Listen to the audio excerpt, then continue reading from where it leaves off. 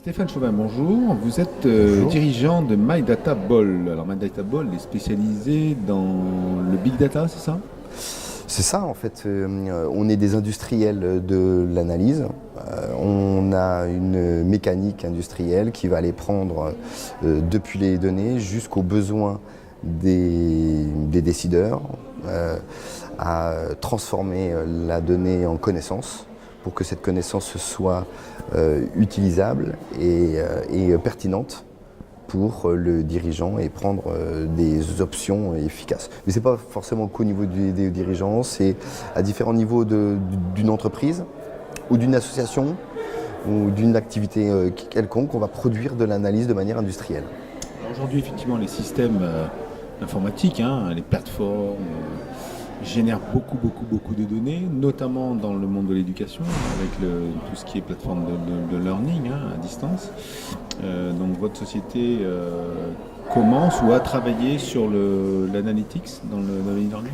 Mais en fait, oui, là, typiquement, alors par contre, je n'ai pas le droit de dire pour qui j'ai travaillé, mais on a déjà fait des études où, typiquement, des réseaux commerciaux ont été formés à distance, donc du e-learning à distance avec des vidéos et des professeurs à distance, et puis de la formation en face à face.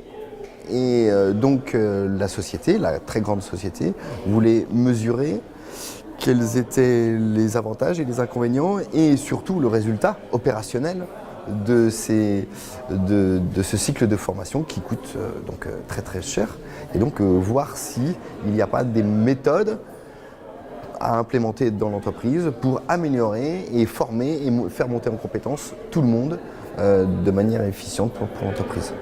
On voit que c'est pas limitatif à la prise de décision, mais c'est aussi également dans un souci de cost killing ou de productivité.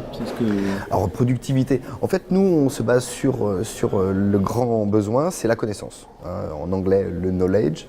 Et donc dans les technologies mathématiques, mais pas seulement les mathématiques et ergonomiques, les outils de data visualisation, on parle de découvrir des connaissances, le knowledge discovery, et puis ce qui est encore mieux, c'est le management de la connaissance, le knowledge management, qui est en fait, on en parlait il y a 15 ans, personne ne savait faire, mais il y a eu beaucoup de livres écrits dessus, et à l'heure actuelle, ça devient vraiment très important, c'est-à-dire qu'en chacun de nous, il y a beaucoup de connaissances, les partager par voie orale, par voie écrite, ça se fait déjà depuis très longtemps.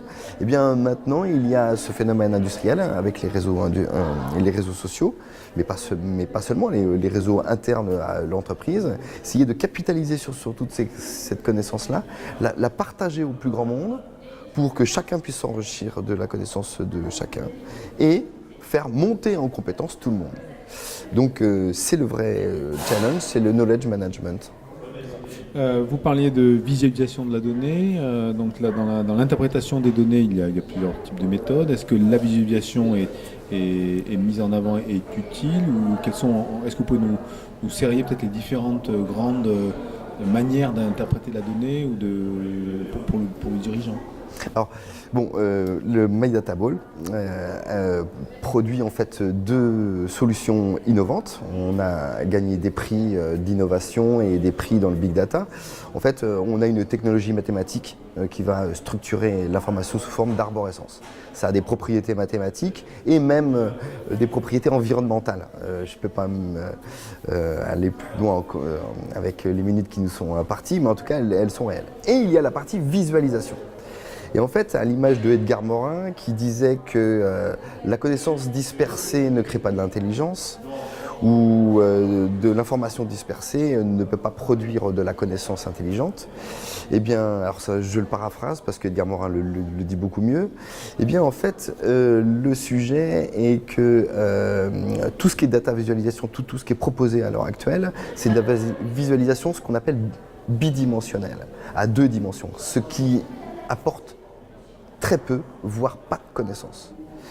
Et qui est malheureusement l'outil que l'on donne en pâture aux décideurs pour essayer de prendre des décisions qui sont souvent très complexes.